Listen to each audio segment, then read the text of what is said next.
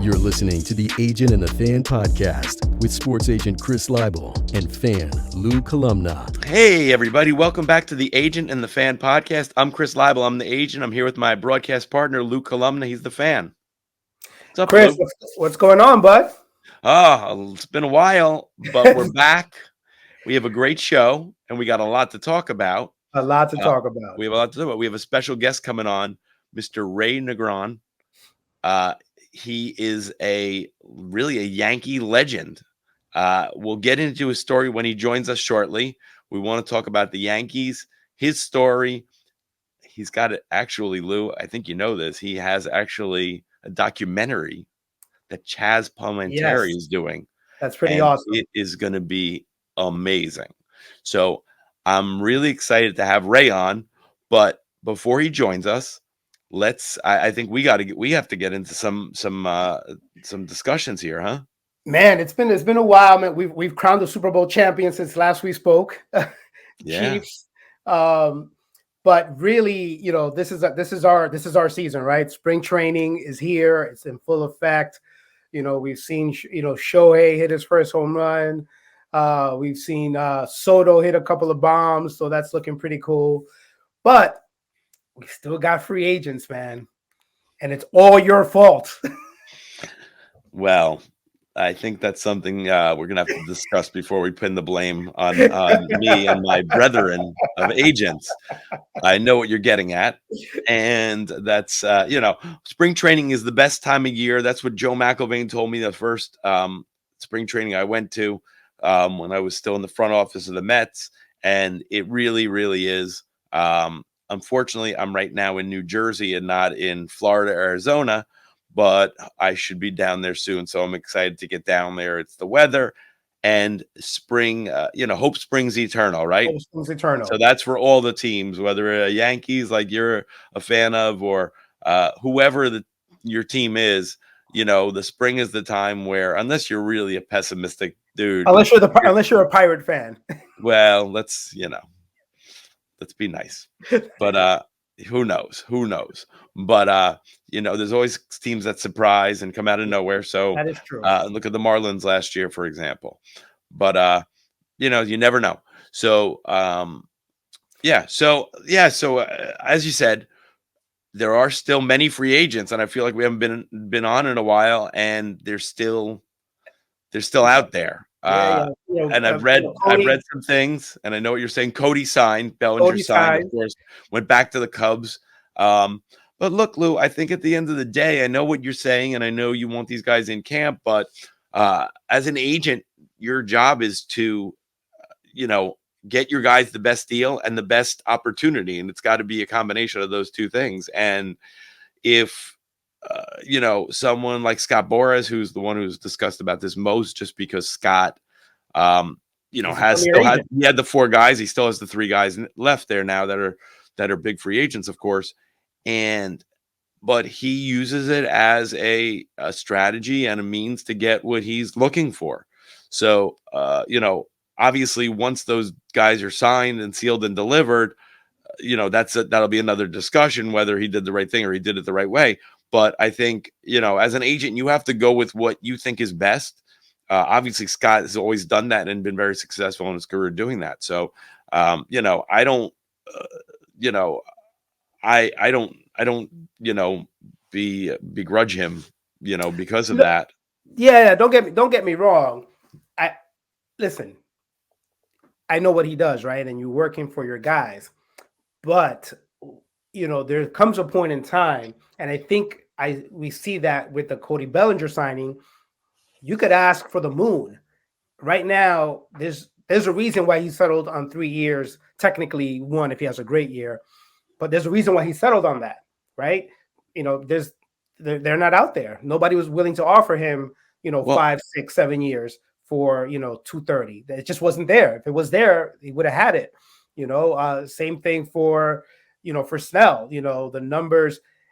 Listen, I, as a Yankee fan, I would love him on the Yankees, but is he worth not 30? It's going to cost 65. I think is what the number is with the luxury tax. Is he worth it for that much? Is he he may feel that he is, and Scott may be thinking to himself, "Man, you know what? There's going to be an injury somewhere down the line," and I think, you know better than I, but I think maybe that's what he's holding on in terms of trying to get that maximum money. Again, if that money was there, he would have been signed already. Same thing for Montgomery. Again, there's pressure points. There's, you're waiting for the right team to maybe open up or the right situation. Spring training started. Obviously, not everybody stays healthy. Obviously, also in spring training, teams see what they have. Sometimes you think you have something that you don't have. Sometimes you think, you don't think you have something that you do have. So I think, it's interesting in that you have that aspect. Now, again, I think as an agent, the one thing, it's client management. You have to now.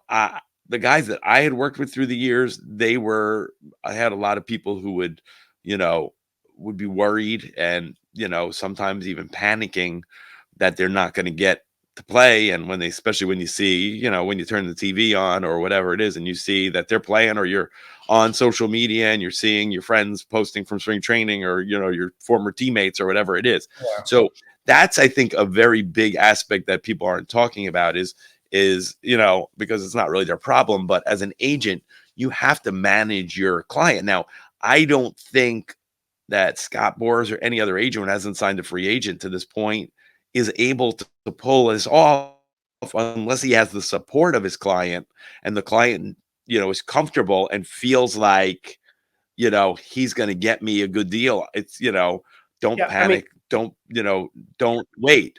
Waiting is good. Waiting is good, but I mean, let's be real. You're not going to change agents now. Well, this is happening, right? So you're with your guy, whether you love him or not. No, but it's not. Right? I'm not talking about that. Well, changing agents can happen at any time, unfortunately, for those of us who have lost clients. But I think, but what it is just, it's just managing the expectations of your client, because I'm pretty convinced all these guys have opportunities to sign. It's just convincing them that you think you can get them a better deal. Exactly. And having them they have to buy into that, though. So that's, you're all, a lot of times you're negotiating. I call it negotiating with your own client. Yeah, with your own client. Yeah. So I know that I'm worth this. I'm not willing to go for X. Yeah. Get me X. Yeah. And, I mean, again, people have been successful with it. Scott is one of them, obviously. So as a pitcher, though, and you've had many clients that have been pitchers, very, very, very good pitchers.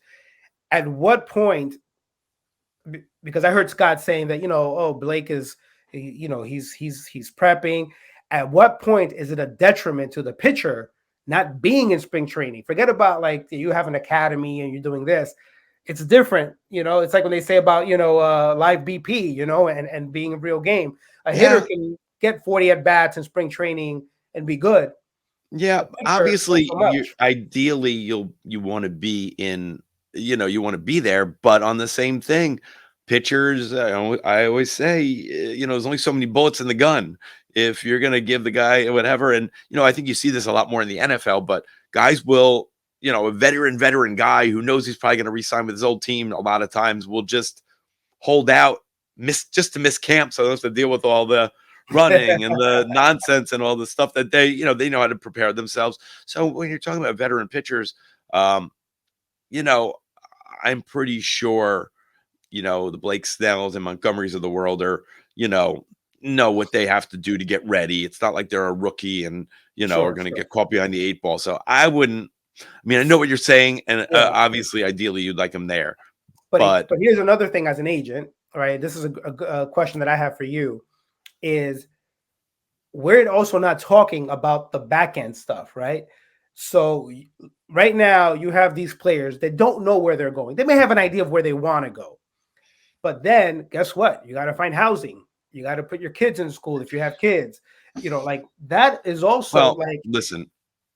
No question, that's stuff that people don't normally think of. But these teams will figure these things out for guys like this, and they'll make it work. And, everybody's different. Some guys their families will usually stay in school where they are and finish up the semester or the, or the, school year.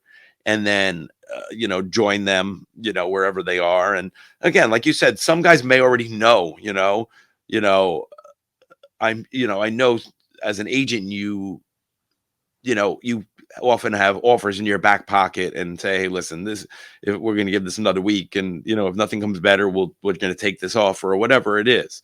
So I think, those are all things that people don't normally think of. So it's good that you're bringing them up as a fan. But again, those are, don't worry about the little things, those are the things you'll figure out, Yeah. The main thing is, if you're talking about, potentially tens of millions of dollars, I mean, you'll figure out, where you're going to stay for a month, or whatever it is, or, as far as spring training goes, and then, you'll figure it out. Yeah. I agree. Moving on. I've been wanting to talk about this. Anthony Rendon. Like, that's something that's, obviously has been a big topic of conversation of late, based on how much time he's played, how much time he's lost, and the remarks that he made. If you want to reference those remarks, about not wanting the season shortened, the fact that he views this as a job. This is not his passion. What's your take on that? I have my take on. I want to hear your take on that. So listen, as an agent, you deal with, obviously you're dealing with your clients, and you're dealing with all sorts of personalities. Okay. And then also as an agent, which some people probably don't think of, you represent a player, you represent his family. It might be a mom and dad. It might be a wife. It might be grandparents. It might be an uncle. It might be their kids. There's so many things that go along with it. But so you're dealing with all different things. You might have a player who wants this and that, and the wife wants the exact opposite. And you got to kind of, find a way to keep everybody happy, because, a lot of times these things are all interrelated and connected. Sometimes they're not, sometimes they are. But I think, I think in a perfect world, as when you're a fan and you're watching the players, you're thinking, this guy will lay it all on the line, will do anything to win, wants to be there, loves playing. But the reality of the situation, that's not always the case. It can be the case, but I've certainly dealt with players who weren't that interested in the game as much as others. Some people love it, and it's a difficult thing, because look, there's so many of us that love the game and love to play. Yeah. And then you get these guys, talented players like an Anthony Rendon, who's an outstanding athlete and baseball player. I mean, the guy, let's not forget, Anthony Rendon, as a joke, went up and batted lefty and hit a home run when he's never batted lefty in his life. I mean, what a talent. The dude is talented. But my point is, like, ideally you would like that. But the fact is, not everybody, if you think about your own personal life or your family or whatever it is, like, people that are really into things and certain people that aren't into things. And sometimes the most gifted people, they don't care. And it's crazy. I mean, it's weird for us to think, because, someone like myself, I would give anything to play baseball at a high level. But of course, there's millions of kids and people and adults who would, that they just didn't have the, whatever it was, it didn't work out for them to do that. But it's hard to wrap your head around it. But the fact of the matter is, it's just the way it is. I mean, and you could apply it to anything. Listen, I'm talking to you as a fan. I understand what he's saying, but it's bad optics, right? That's the point. That's what annoys me. It's not the fact that he doesn't love baseball the way that we love baseball. I get that. It's the optics, right? It's the callousness in which he says it, when he's making $30 million a year, when he's not, not playing because of injury. I think that was kind of like the pressure point for a lot of people, including myself, is like, just don't say anything. Like, just at this point, why even offer an opinion on it? Or if you're going to offer an opinion, like, just BS us. You know what I mean? Like, for you to say that, it's just kind of, it's just bad. It's a bad look. he doesn't gain anything by it for sure. Other than now he's going to get booed probably at every stadium, if he's playing, right? To me, that was what it was. I understand it. Like, listen, you and I, we speak, like I would give my left arm, whatever. You got to play, right? I would do anything to be in a major leaguer. I love it.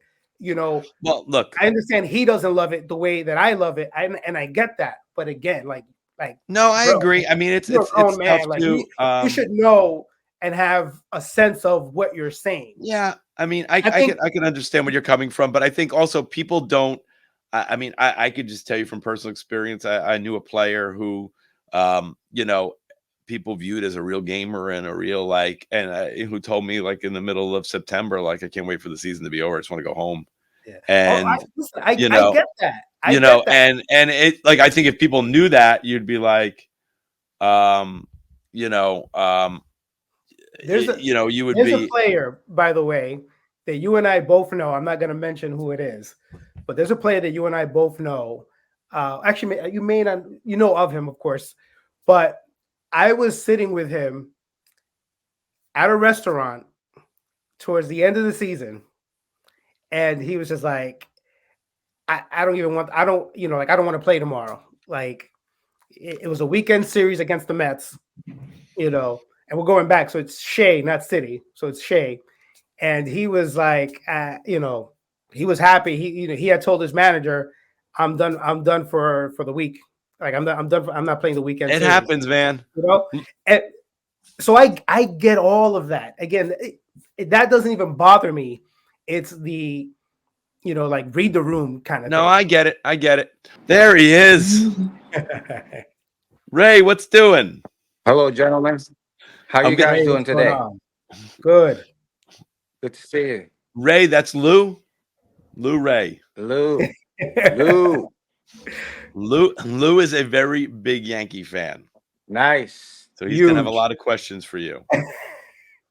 How old are you, Lou? That's about something. Because I can tell by your age what era was the one that's closest to your heart. Well, I'll say this: Mattingly was my guy. Okay, so all right, so then you're like 50. Yeah. Donnie Baseball was my guy. Okay, you just missed Thurman then. I missed Thurman. Mm-hmm. No, that was my guy. Thurman was your guy. Okay. Yeah, no, Donnie Baseball. Thurman and Reggie. Oh, Reggie. We're gonna have to get into that a little bit too. Yeah.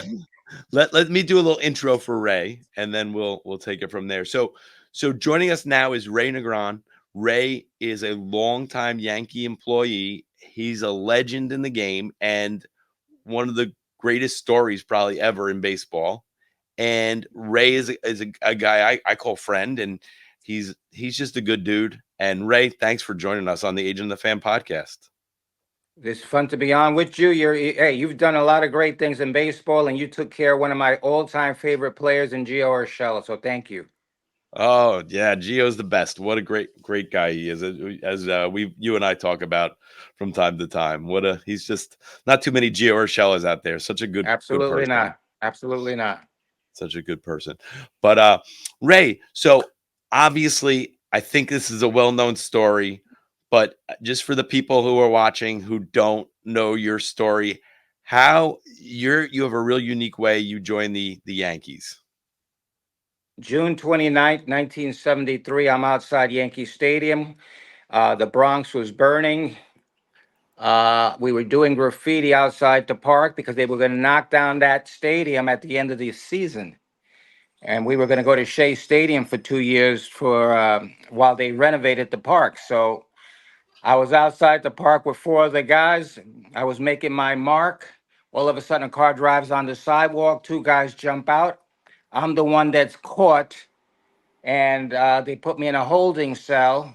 And then when one security guard says to the other, "This is where he belongs. There is nothing that you can do for these people." At that moment, that other guy said, "You know what?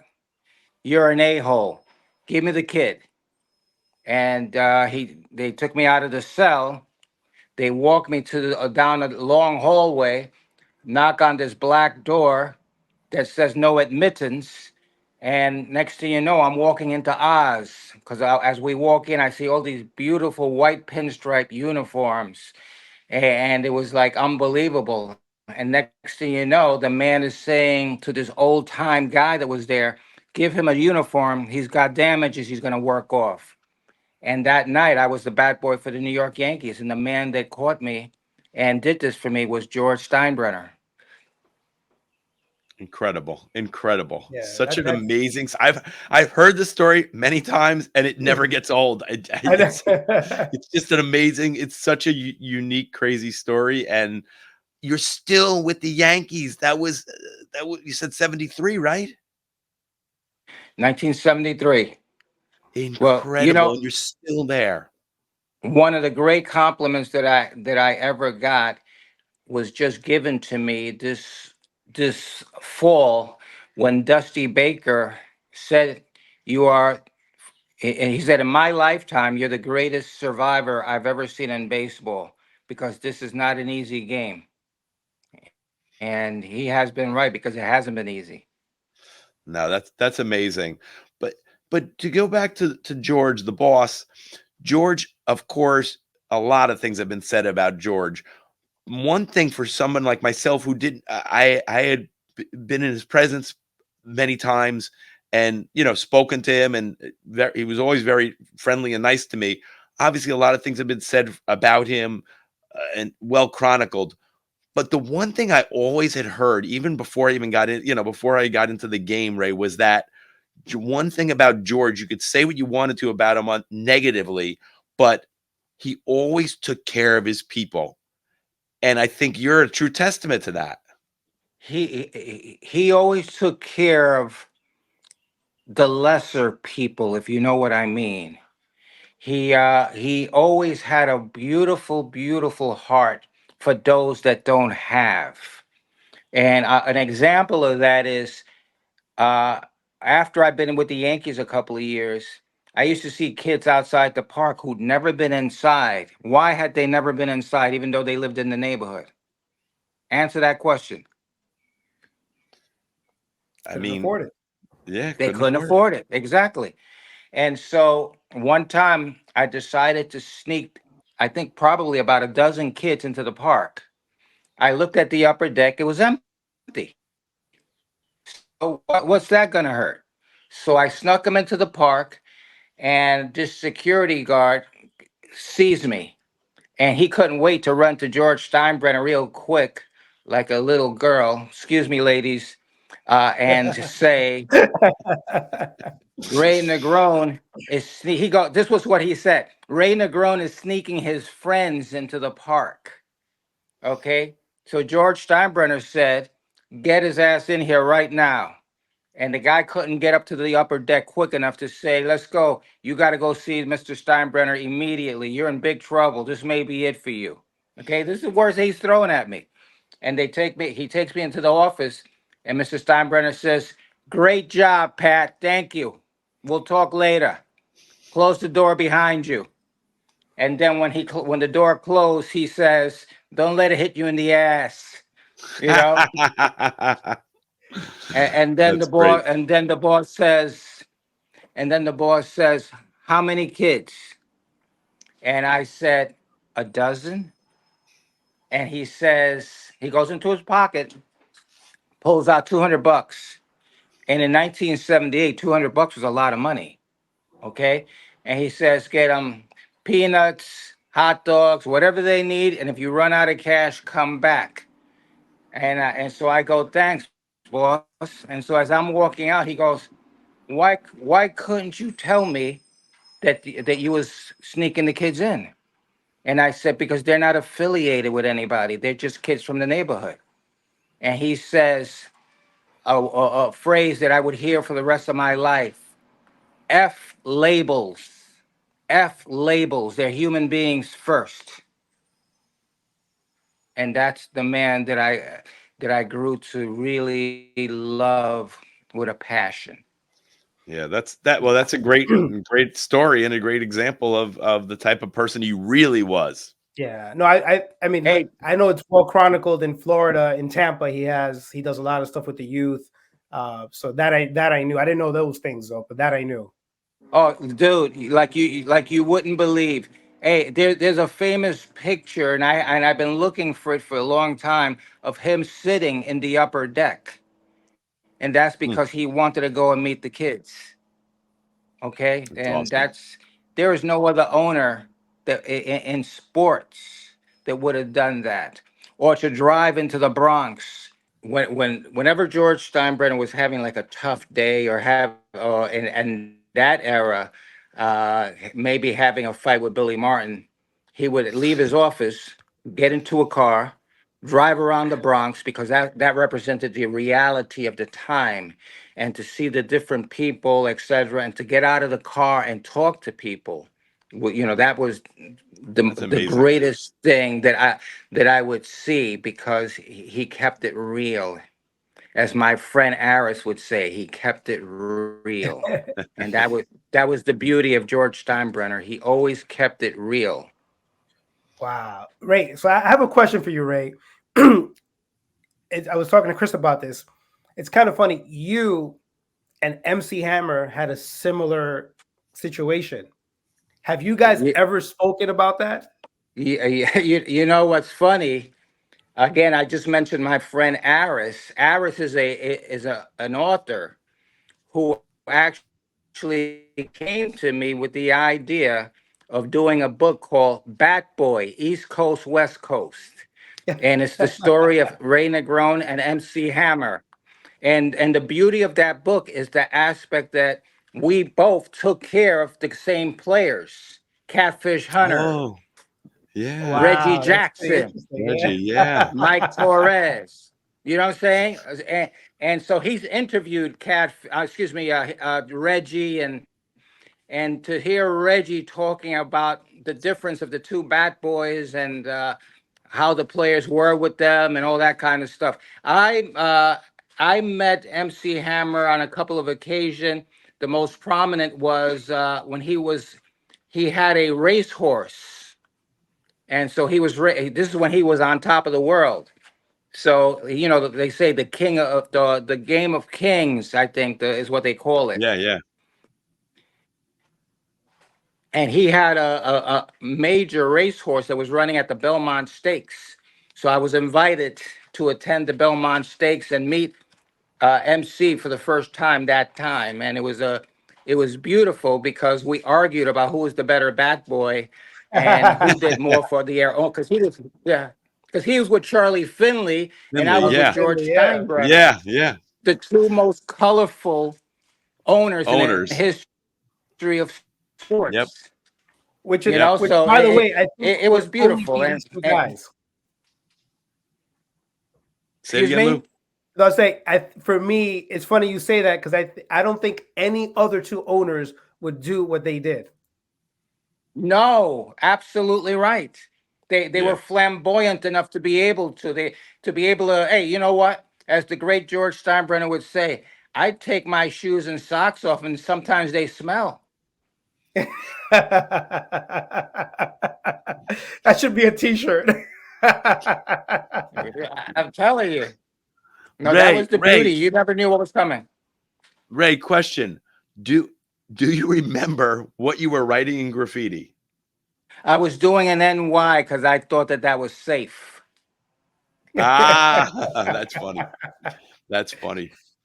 Very so good. so Ray, how was the neighborhood? I mean, I know it's been spoken about, but that area in that time, because the Yankees were kind of down around that time, right? What was the vibe of the Yankees in that time when you did the graffiti?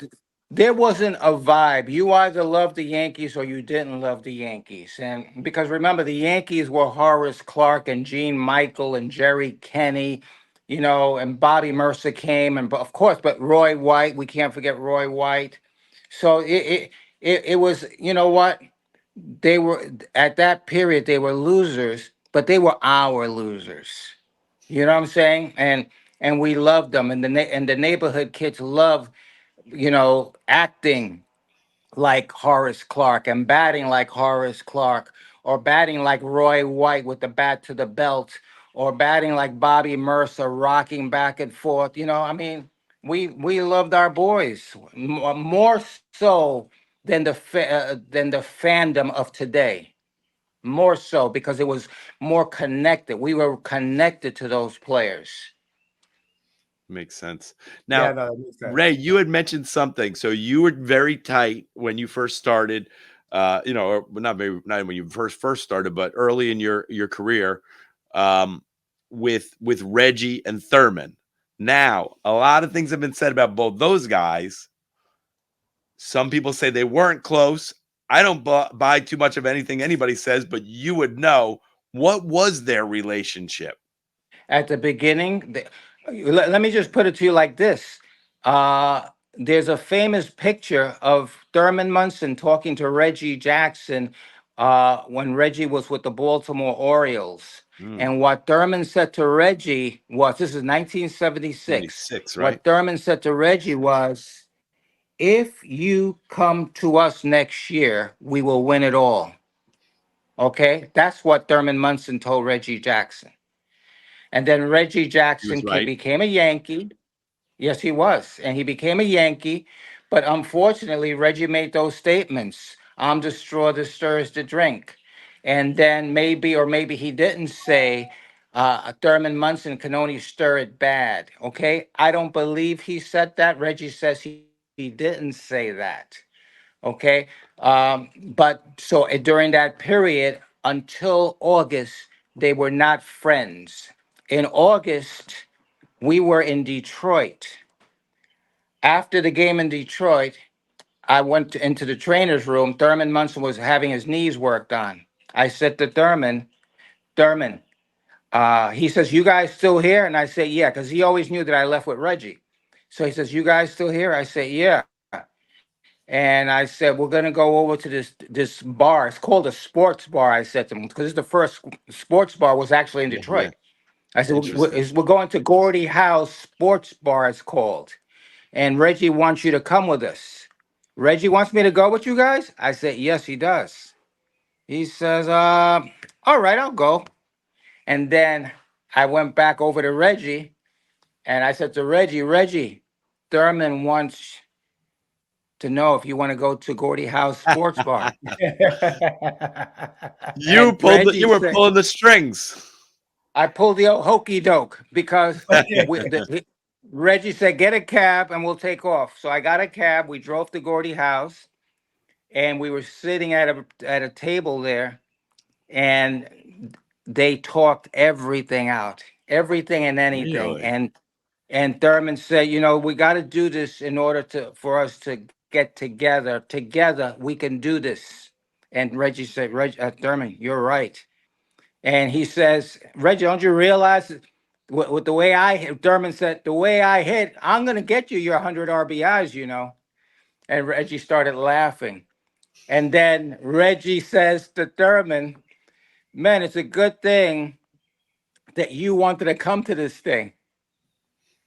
And Thurman looks at me like, you mother effer. Oh, so they found out. Yeah, You got busted. right then and there. And I just looked down. But what I appreciate is that all these years later, like Reggie was just on Howard Stern, and he was talking about that incident on the Howard Stern show. Oh, is that right? Yes. And it's one of my, you know what? At that moment, I was scared crapless, but I will say it's one of my most proud moments because of the fact that this kid was able to put these two giants, these two mega stars together like that, And that was the basis for multiple World Series. Yeah, 100%. So Ray, you go through that era, then you hit some lean times. I mean, the Yankees, the early '80s. Then you get the emergence of Don Mattingly. My question to you, not so much about Donnie, but then you kind of see that. What was your take on the transition from like those Yankees to then like the the Donnie baseballs, and obviously Dave Winfield and Jerry Mumphrey and those guys. Well, you got to remember that in that era, we didn't win. We didn't win one time with Don Mattingly, okay? Yeah. And I felt bad for Donnie because remember, we were always in second place. And if the playoff structure is like it is today, then You'd be during the there every year. playoffs, we would have won. We probably would have won another 3 World Series. Okay, because of how powerful those teams were. Because the Yankees were a powerhouse, and the Yankees, you can look it up, won more games in the '80s than any other team. Interesting. But it's just the timing of it was bad, Yeah. you know, because second place didn't cut it then.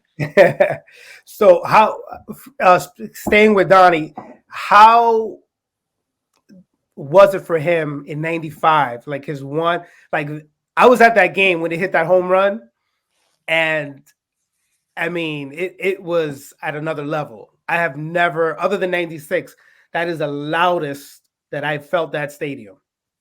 Because we hadn't won in so long. And so it's like the fans were like drug addicts. They haven't had the heroin in a long time. They haven't had that drink in a long time. And so in essence, it all came out. I felt horrible for Don Mattingly because he was in so much pain. His lower back was in bad shape, and he deserves so much credit because it was the sheer will to win is what kept him in that lineup. You know, and he's a very special person to this day. To this day, and he belongs in the Hall of Fame. 100%. I've been saying that forever. Donnie Baseball is in the Hall of Fame for me, man. He was amazing.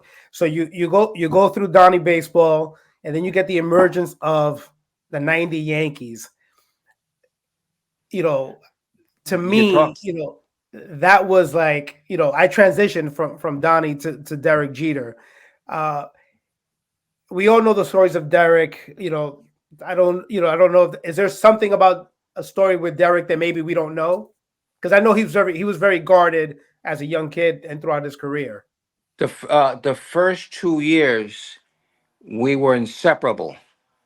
Okay, George Steinbrenner had me guard him with my life. So my responsibility at initially 96, 97 was take care of Jeter, take care of Doc Gooden, and take care of Darryl Strawberry because the different issues. So everywhere I went, they were there. It was like it was a fun time. It was a real fun time. And then towards the end of '97, Jeter said to me, Ray, you haven't been as close lately. And I said, because I don't need to be. I said, number one, you were grown up beyond your years. So last year, even though you thought you needed me, you really didn't. You may have gotten me a raise this year. You know what I'm saying? But he was always a special kid. I really dug him. As time progressed, we weren't as close because, and you know what? I'll give it to you. Someone mentioned to Derek that I was too close to the owner. That you had to be careful because I could be the pipeline to bringing things to the owner, and so we weren't close anymore. However, to his credit, every time, because I have the reputation for always reaching out to sick kids with cancer, etc. That's something that's as a parent, I always ask God, why did you bless me with healthy children when I see these sick kids who die so young? So I, in turn, am it just hits me. So I visit kids all the time and deliver baseballs and gifts, things like that. And when a kid may be at the end, I do my very best to get permission to bring them to Yankee Stadium so that they could have that moment before they go and visit with God.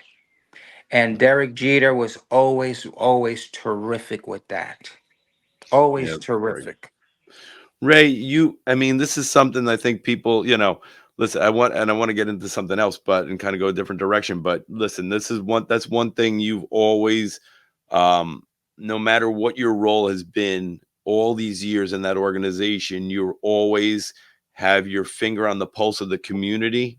You're from there, and you're always going out of your way. And I've been lucky enough to see it firsthand when we went to Hackensack Hospital with Gio Urshela, and to see, you do your thing, and it's something like, I feel the same as you, and I've done a lot of things myself, and it's not for publicity, it's not to, it's just because you want to do the right thing, and you want to be good to people. It's and if it was reversed, you'd want it to be done to you, like you just said about, with your kids. And I think, like, if you're in a position where you can do that, that shows the type of person you are, and you have been in that position by the grace of God, and you've taken that position and used it well and the right way, and done the right things by people. And that's why someone like you lasts in the game as long as you have. So I think that's a huge credit to you. And so I wanted to just say that. But Thank you. Thank what you. I wanted to say, what I did want to do before we let you go is, and there's a lot more to talk about, so maybe at some part we'll have part two. But Yes, Ray, definitely. the one thing I do want to talk about is, and I am so pumped about this, and I talked about it before you came on. I've seen the trailer to your documentary. It is being produced by the great, with a capital G, Chaz Palminteri, who's a Bronx guy, obviously known for his great movie, The Bronx Tale, Bronx Tale. But this documentary looks absolutely phenomenal. I want you to talk about it for a minute and just explain when it's coming out so our audience will know about it, because I think that is going to be it's going to be so great. It's going to capture a lot of these moments that we're touching on. It's a product of my years in the game. It's it's my love of the game. It's my love of the Yankees, the Bronx Bombers, the great George Steinbrenner, Billy Martin, Thurman Munson, Reggie, got the guys, Bucky Dent, Mickey Rivers, the guys that looked out for me. They made me feel like I was a part of the team. They made me feel like I was somebody. They made me feel important when I wasn't. And it's my way of being able to say thank you. It's a tearjerker. You're gonna cry a lot. You're gonna laugh, but you're gonna cry a lot because of the emotion of such a beautiful time, and people that you didn't know. People didn't know Thurman Munson, and I love the fact that Diane Munson, his wife, is on there because she Saw knew that. our relationship. She adored our relationship. One time we were driving in his car. I had picked him up from the airport, so he came back with Diane, his wife, Diana. And as they're driving back, we stop at a light, and Thurman gave her a kiss. I was sitting in the back. Thurman leans over and gives her a kiss. And I said, "Hey, you guys want to stop and get a room?" And Thurman just started laughing and said, "Listen, I should kick your ass right here." I mean, he was just wonderful. And I'm to this day I miss him so much. And just a wonderful time. And I love the fact that Chaz Palminteri is a giant Yankee fan, was a big Mickey Mantle fan, as you know, Yeah, watching that sure, of film. course. And he adores the Yankees like I do, and he comes to a lot of games.